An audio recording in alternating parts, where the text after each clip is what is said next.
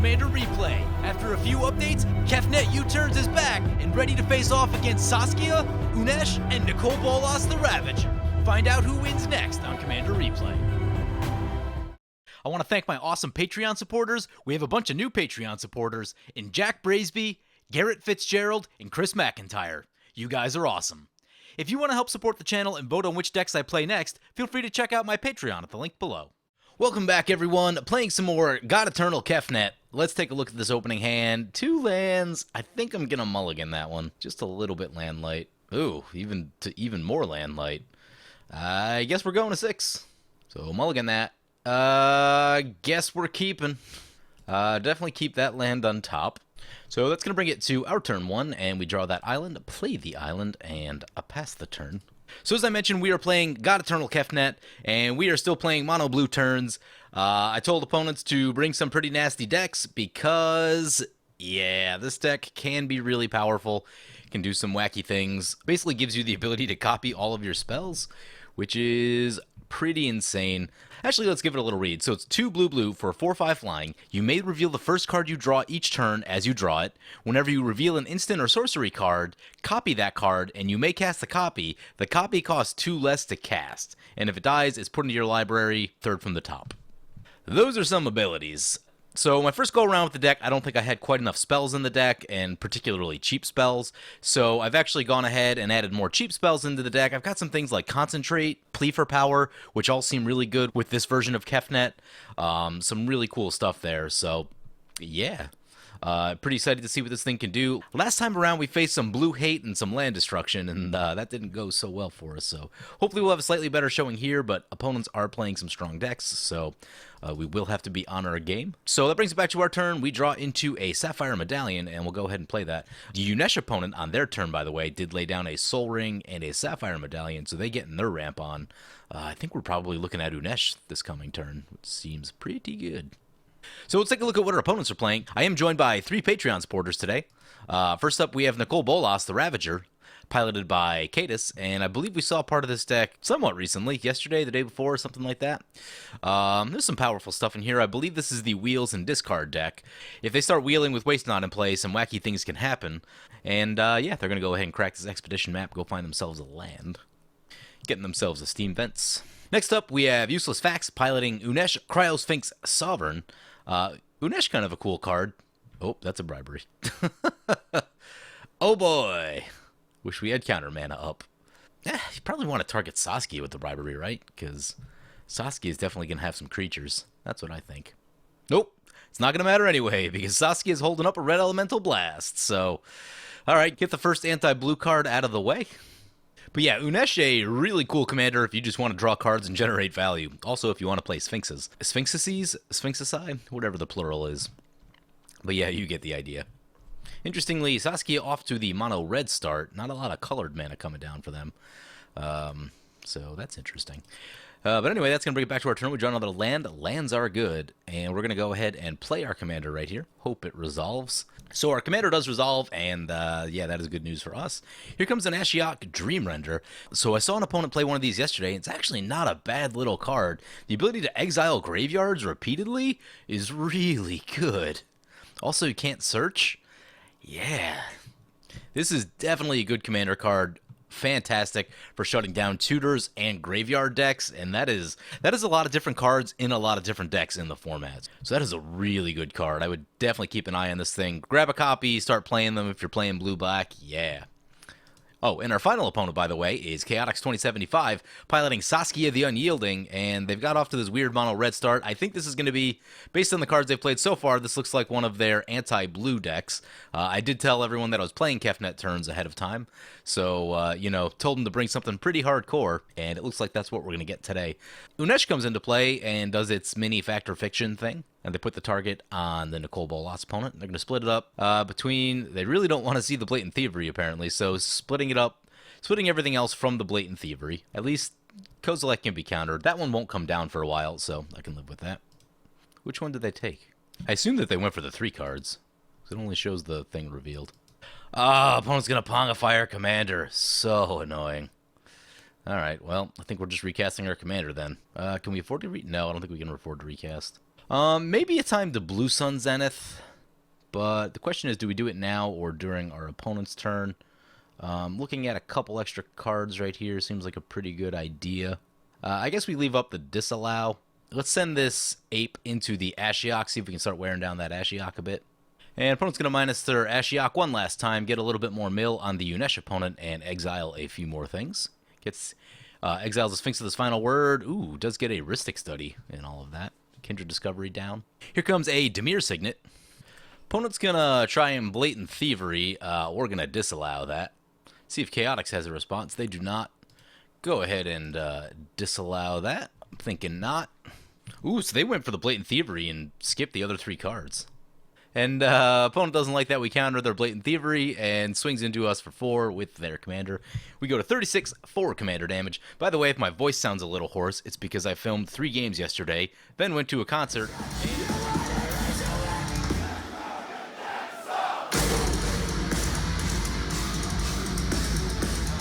And it's pretty early in the morning. It's about 8:30 a.m. right now, so trying to film this game early so I can get this out for you guys a little bit later today. And my voice is feeling just a little bit beat up, so hopefully it'll get loose as the game gets going. But for right now, it is certainly a little bit hoarse. There's a Panharmonicon for the Saskia. All right, so that's going to bring it back to our turn. We draw into a mana drain. Let's go ahead and play this island. Leaving up the mana drain seems like a really good idea. That'll give us a lot of mana for our next turn. Yeah, that's what I'm feeling that right here. Let's do that. We'll send the Ape into the Saskia one time, take a little check on them, make sure everything's cool over there, brings them down to 35, and we will pass the turn. So yeah, we'll sit on the mana drain. If nothing comes up worth mana draining, then we can just Blue Sun Zenith at the end step somewhere.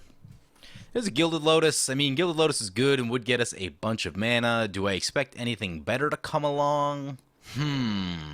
I feel like Unesh is probably going to try something big, maybe even Saskia.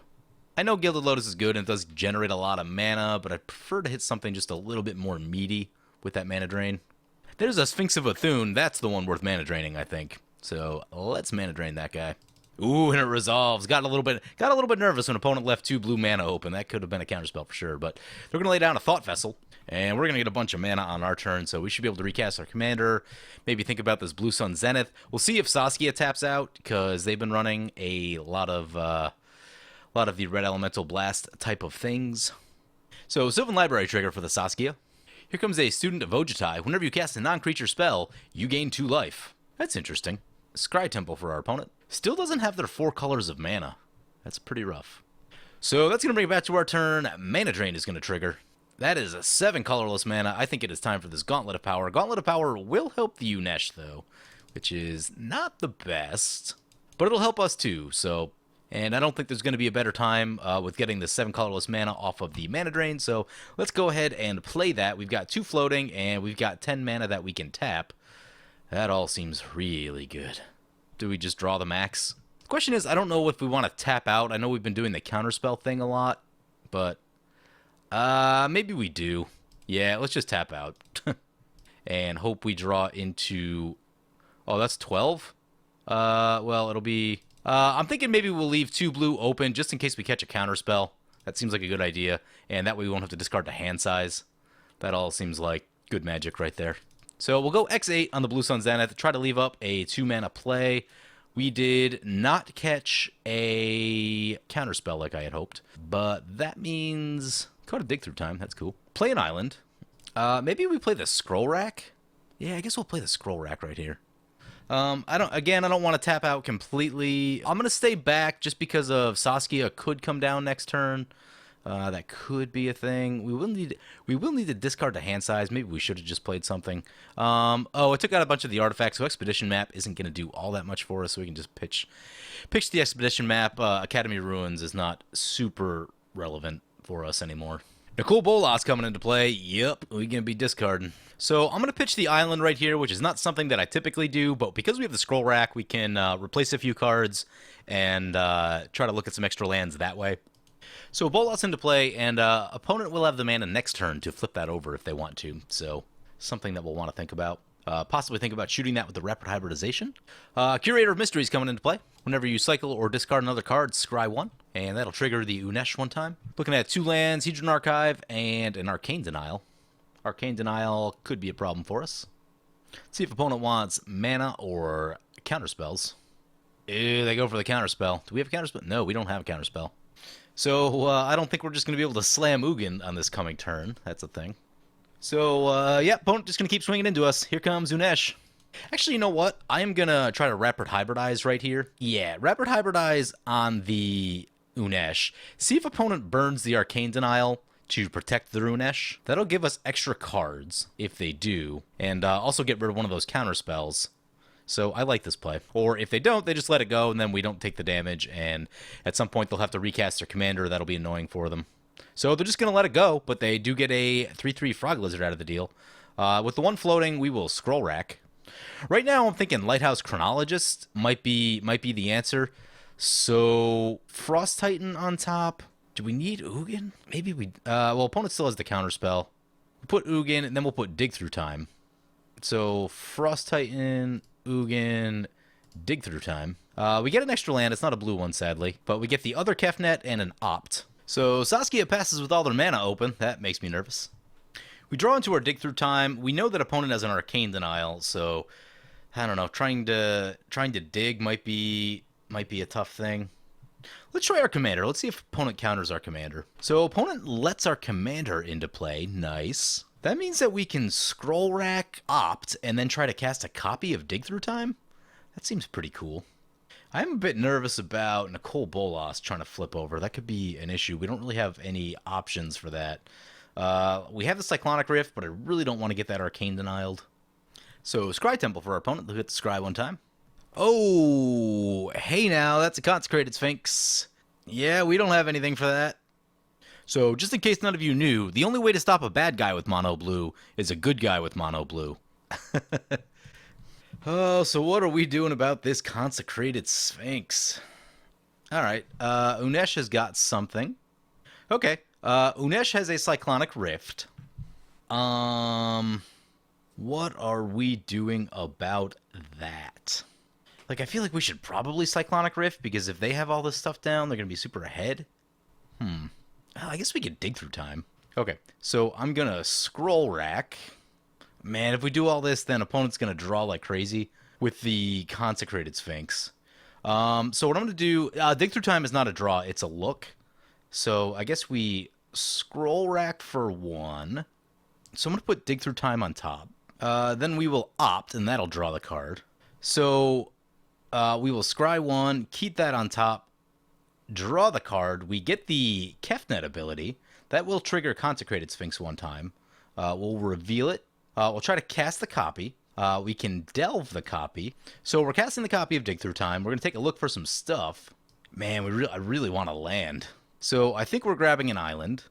And I think we're going to... well, we have Cyclonic Rift. Maybe I think we grab Force of Will. That'll keep the Unesh opponent from doing anything really crazy. So then we'll let this resolve. And that does get rid of the Gauntlet of Power for the Unesh, which seems good. We do have a lot of cards in hand. We're up to 11 cards, so we will need to play some things. But we do have some cheap cards in hand, so those can come down quickly. One land we can get rid of. If we have to Force of Will for some reason, then that'll also get rid of some cards. Nev's Disc. How do I feel about Nev's Disc? I think Nev's Disc is bad for what we're doing, because we really want to be using our permanents. So... think Force of Will and Kefnet. Discard Kefnet. And that gets a bunch of cards out of our hand, stops opponent from being able to hold their finger on the button to blow everything up. Opponent going to send some more damage into us, sending the Frog into us and the Curator into the Nicol Bolas. So Saskia going to recast their Student of Ojtai and recast their Sylvan Library. They'll gain 2 life. So that's going to bring it back to our turn. We draw another land. Lands are good. I do want to make those land drops. Like I talked about in the last video, blue deck plus mana is usually the win condition. I don't think opponents use that Arcane Denial yet, have they? No, they haven't. We don't want to go too big right here. So let's go for the Sapphire Medallion. Then we'll go for Kefnet the Mindful. And we do have 7 cards in... So with 7 cards in hand, Kefnet is a blocker, and I do like that. Do we leave the blocker up? We know opponent has Arcane Denial. I think I'm going to sit on Kefnet. We could go for Scroll Rack. That is a thing that we could do. We could go for the Lighthouse guy. But yeah, I feel like I feel like just having that blocker right now is really important because our life total is starting to bleed a little bit. We're at 28, and you know, if opponent decided to send both creatures at us next turn, then we'd be started to get into that danger zone. Mana Vault coming into play for the Nicol Bolas. Haunt of the Hightower coming into play. Yep, we don't have anything for that. So another thing too is that keeping this Kefnet as a blocker is going to be good against Haunt of Hightower because without Trample Haunt of Hightower, we can block that Haunt of Hightower all day long. But we do need to keep 7 cards in hand to be able to do that. So opponent going to send the Frog Lizard into the Haunt of Hightower. Nicol Bolas opponent. So Saskia's turn, Sylvan Library trigger for them. Here comes that Panharmonicon coming back. We're going to draw with Kefnet. So we draw a negate. That is helpful. And we're not going to bounce a land. Ooh, we just drew a Temple Mastery. It's a miracle. Let's play it. Yep. Do all of that. Start the turns. So we will play Temporal Mastery for a 1 blue. Seems like a pretty good rate to get an extra turn. Here comes that Arcane Denial. Let's fire back with the negate. So we counter the Arcane Denial. Haunt of Hightower gets a couple counters on it. Temporal Mastery resolves. So I can't imagine we're too far away right here. Let's get our Gauntlet of Power back to play. Choosing blue. Let's cast Scroll Rack, Lighthouse Chronologist, put a counter on Lighthouse Chronologist, go to our next turn, starting turn number 2. That's an Expropriate. Oh boy. So play the Expropriate. We're going to vote time. All right, so we're going to choose some things to gain control of. Let's go for Sylvan Library. Let's go for another Sapphire Medallion. And let's go for a Haunt of Hightower. Then I think we pump up the Chronologist. Okay, so we will pass to our next turn. Oh, opponent's going to Reality Shift our Lighthouse Chronologist. Yeah, I think we don't really have anything for that. We don't have the mana to really be able to go grab something else. Well, I guess we could dig through time for like a Pact of Negation, but I guess not. So that ends up going down. Haunt of Hightower will get bigger. We do get a face down a creature. There's a personal tutor underneath. That does not help us all that much. There's a Blatant Thievery. Oh man, wish we had our commander in play for that, but what can you do? Use the Sylvan Library. Extra cards. Yeah, we'll keep all of them. Play an island. Get our commander. I'm gonna dig through time. Whew, bunch of lands and some turn spells. Grab a turn spell. Grab a counter spell, I guess. Scroll Rack. Put the Time Warp back. We draw a Rewind.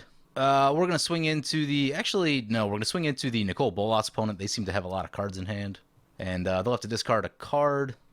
So opponent goes down to 22. We'll play the Thought Vessel. And opponent will get a turn. So we can, like, rewind and generate more mana. Here comes a Windfall. We're going to rewind that. It's going to trigger the Haunt of Hightower. Then we'll use the Kefnet ability to draw. It's a Time Warp. We will use the ability. I didn't mean to return a land. I guess it's going to be the Buried Ruin. Oops. Thought it was the other Kefnet that I was clicking yes to. Oops. So, cast the copy of Time Warp. Here comes the Black Sun Zenith. We're going to... For X1? I guess that's fine. Then I guess we'll draw with Kefnet again. Not going to return a land this time. We'll draw another card with Kefnet. We drew a Reigns of Power. That's a fun one. So we draw a Myriad Landscape off the top. Sylvan Library will trigger. We'll put the Ghost Quarter back on top and the Brainstorm back on top. Play Buried Ruin. So send everything at our opponent. Haunt of Hightower. Send everything at the Nicol Bolas. Oh, opponent goes to 3. They're still alive. Bummer. Oh, we can Ugin. We can Ugin them. So use Ugin. We'll plus Ugin. Shoot the Nicol Bolas down. So they go out of the game. Down to the Nicol Bolas Lightning Bolt. I guess we'll Time Warp. I could have played that better. I could have put Time Warp back on top, and then we could have copied it again. So I guess that's how you go infinite with Kefnet, with Scroll Rack and a card draw spell in hand. We'll play a Trinket Mage, get a Soul Ring, play a Soul Ring. We reveal an island with Kefnet's ability. I should probably manage my triggers better right there. So Sylvan Library trigger. There's a Talran. Talran will give us creatures. I definitely like that one. Put the island back. We'll keep this one. Play the Cage Sun. Play Cyclonic Rift. Play Talran. Should have played Talran first. Oops. Draw with Kefnet. We draw a land. Play a land. Draw with Kefnet. There's a Plea for Power. Attack with everything that... Oh, we forgot that Kefnet. Whoops. Whoops. Thought we had 7 cards. We did not. So, +3 Ugin, Plea for Power, get a Talrand trigger, vote for time. We get some more stuff. Play a Frost Titan. Frost Titan on a land. And we'll pass like that. Soul Rain coming down, sure. Thought Vessel, sure. Here comes a Chancellor of the Sphinx. I think we're going to Pactum negate that. That'll trigger Talrand. We are making 4/4 Drakes with with Talrand. 2 Anthem effects in play. That's pretty cool. So opponent's going to strip mine or island. Yeah, that's fine. Here comes that Student of Ojutai back to play. One of the few cards that Saskia has really played this game. Gained him a lot of life, though. It's going to bring it back to our turn. There's the Pact of Negation trigger.